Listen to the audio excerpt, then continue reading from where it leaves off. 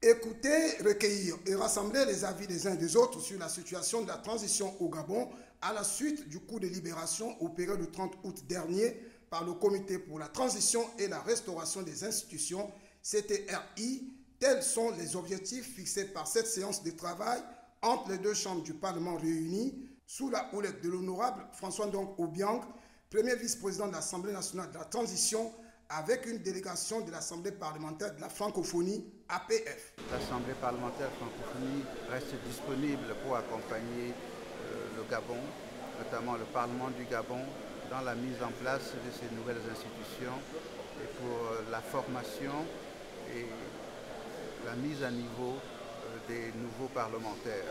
À l'issue de ces échanges constructifs et éclairés, l'honorable Angélique Ngoma, qui y a pris une part active, traduit ici le sentiment du devoir accompli.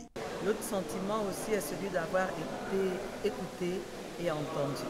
La situation que nous vivons au Gabon depuis le 30 août dans le cadre du coup de libération est une situation nouvelle qui ne fait pas partie des différents lexiques de résolution de conflits. L'intérêt pour nous est d'arriver à la restauration de nos institutions et aussi à regarder la résolution des préoccupations des populations dans leurs attentes quotidiennes.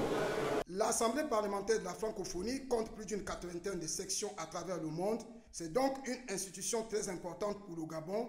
Une visite de l'hémicycle suivie d'une séance photo ont mis un terme à cette rencontre parlementaire.